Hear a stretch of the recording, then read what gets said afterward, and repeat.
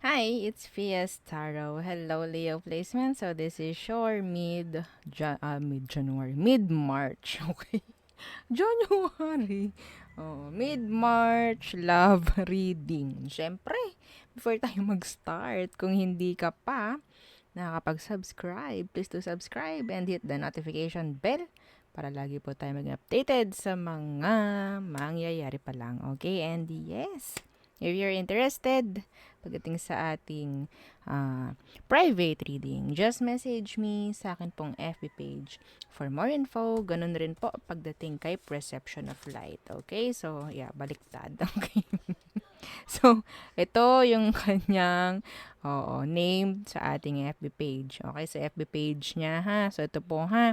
So, ganyan ang spelling. Okay, and yeah, don't forget to follow na rin. Okay, and syempre, if you're interested rin naman pagdating sa ating all-in-one Evil Eye Bracelet, yes, this is available in red and black strings. And ito naman ang ating Evil Eye Ring. This is adjustable. Okay, sa mga nagtatanong, yes, adjustable po, no? And ito naman ang ating Evil Eye Necklace. So, ito siya. Okay, so yan. Yan. Okay? So, ganyan yung kanyang, ang tawag sa ganito. Hindi ko alam eh. Okay. So, yeah, basta yan. Yan siya. Ang mahalaga is kung ano ang nasa loob nitong mga itong tatlong ito. Okay? Kung may tanong po, no?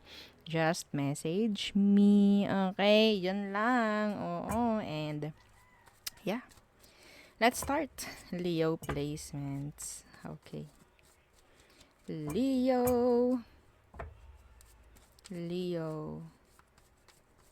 So, tingnan natin, magiging takbuhan ng inyong sitwasyon pagdating sa love, no?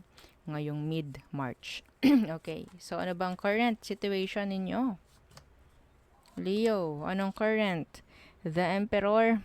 Okay, some of you might be dealing with an Aries. Okay, so the Emperor and the Hermit. Oh, a lot of, sabihin natin, meron ditong malaking pagdedesisyon. Okay? Some of you may energy rito na parang may nang ghost. Okay? Pero, nandyan yung parang hindi nagpapatinag. Like, yeah, hindi ako hahabol sa'yo. Mga ganyan. Okay? Some of you may ginawang decision or may ginagawang decision or merong gagawing decision. And this is like a big decision. Something like mature decision. Okay? So, tingnan natin. So, we have here Aries and Virgo. Okay. So, ano bang meron sa taong ito? Kung hindi kanya kinakausap, yeah, because of their ego, no? Yeah, pagmamatigas. Okay. So, tingnan natin. Ano bang meron sa taong ito? The Chariot. So, nilayuan ka or lumalayo siya. May distansya in general. Okay, yeah. They're guarded. They are guarded pagdating sa iyo. Pwedeng Cancer. Pwedeng fire sign like you, Aries, Leo, Sagittarius. Guarded. Guarded itong taong to. Pwedeng nilayuan ka. Pwedeng itong taong to is hindi ka napapagkatiwalaan. Hindi niya kaya magtiwala sa'yo. Vice versa. Okay, vice versa. So, tingnan natin. Anong magiging takbuhan ng inyong connection ngayong mid-March? Okay. Takbuhan. Okay. The Three of Cups. Oh my God. Why? And the Knight of Cups. Ay, may energy rito na pwedeng magkaroon ng reaching out. I don't know kung sino ang mag-initiate ng communication. Kasi tingnan lang natin kung ano magiging takbuhan. Okay? So, may chance na magkakaroon ng reconciliation in general pagdating sa inyong dalawa. Someone will make an offer. Okay? Someone pwedeng mag-reach out. So, mhm, okay. One thing ng pakikipagbalikan, Leo. Pwedeng water sign.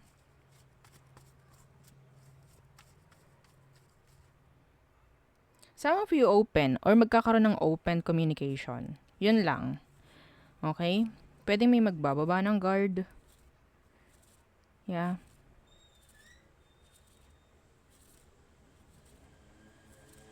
Open connection, open relation.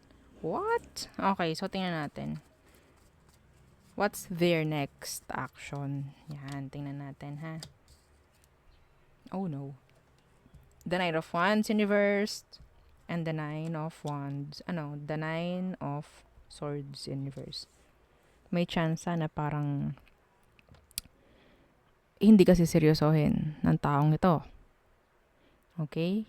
So, if ever na mag-reach out itong taong to, gusto lang niya ng sabihin nating validations. Gusto lang niya ng mawala yung mga pag-iisip niya pagdating sa'yo. Okay? Yes. I think, iniisip ka niya. Okay? Yeah. Meron pa rin emosyon. Kahit konti. Kahit papano. Meron pa rin. So, validations ang kukunin nito. So, don't expect, no, na itong taong ito is magseseryoso. Okay? Sa pagbabalik niya. I think, if ever nagagawa ito ng decision, kasi yes nga, merong decision dito, or pagbabalik, talagang pinag-aralan niya yan. Talagang pinag-aralan niya. Lalagyan niya ng boundaries yung sarili niya from you. I don't know why. Okay? So, anong magiging outcome / advice for you, Leo? The Eight of Swords in reverse, open the line of communication, parang ganyan, and the Eight of Pentacles in reverse. Okay, so,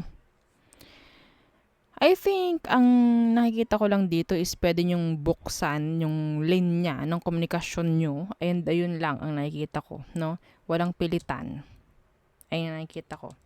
Walang pilitan. O, diba? Walang tulugan. Anyway, I think, sabihin natin, ito is parang low-key. Low-key. Make it low-key. O, diba? Oo, yung parang hindi pinipilit or parang hindi, hindi masyadong pag-e-effortan. Parang ganyan.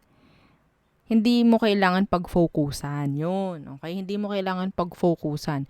Kung magkakaroon kayo ng sabihin nating pagbabalik and komunikasyon ng nandyan, hindi mo kailangan pag-focusan itong ganito. Okay? Hindi dapat. Yes. Bakit? Kasi itong taong to, sa pag-reach out na gagawin niya, may chance na para rin sa sarili niya to eh. Okay? Para rin sa sarili niya. Para maalis yung mga pag-iisip pagdating sa'yo. Para maalis yung mga, kung ano man, like, gusto niya kasing makakuha ng validations from you. Kung tama ba yung iniisip niya pagdating sa'yo, open pa kaya ikaw pagdating sa kanya? Like that. Okay? So, wag mo siyang bibigyan ng validations. If ever. Okay? Validations lang ang kailangan niya sa'yo. Walang pagsiseryoso dito. Leo. Wala. Ha? Okay? So, yeah. Sa totoo lang, itong taong ito, hindi niya gustong humanap ng iba. Okay? This person talaga, ipe-play cool lang niya to eh. Oh, playing cool. Like, hindi siya gaano, hindi niya ipapakita na gustong-gusto niyang bumalik. Okay? Sa totoo lang, may emosyon siya. Sa totoo lang, gusto to makipagbalikan. Pero, komunikasyon lang ibibigay sa'yo nito. Kapag nakita ka niyang vulnerable, emosyon mo, mga salita mo, action mo, Okay? Eh, ang nakikita kong intention nito is talagang ano lang eh, maging open at mawala yung mga agam-agam niya. So, huwag mo ibigay. Di ba? Oo. Kapag nag-reach out yan, huwag kang matataranta. Ha? Huwag kang kikiligin. Kapag nakita niyang ganon, yan, validate na yun. Ay, yes. Kinikilig pa rin sa akin. Si Leo. Mga ganon. Ha? Wag. Kung komunikasyon lang, nag-hello siya, mag-hi ka.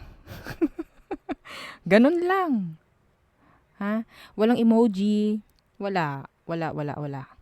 Okay? Huwag ka rin magdo-double message. Okay? Kunyari, nag-send siya, tas may message mo ulit. Naku po! Validate na yun. Ay, naku, atat si Leo sa akin. Ha? Sana nag-guess nyo? Okay? Yun ang, yun ang nakikita ko.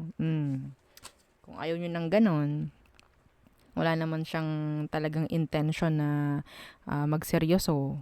Gusto lang niya ng validations from you. Bakit may ibibigay? 'Di ba? Ang intention nito is maka-move on din. Intention nito is magkaroon ng clear mindset, parang ganyan. Mawala yung kung ano mang iniisip niya. Ayun lang eh. Pero kung ang gusto niya or intention niya is talagang maging kayo ulit, magpakaseryoso, why not? Choke not, 'di ba? Eh pero hindi eh. I'm sorry. I'm sorry sa mga sa mga person no, if you're cross watching, kung gano'n ang intention mo, I'm sorry.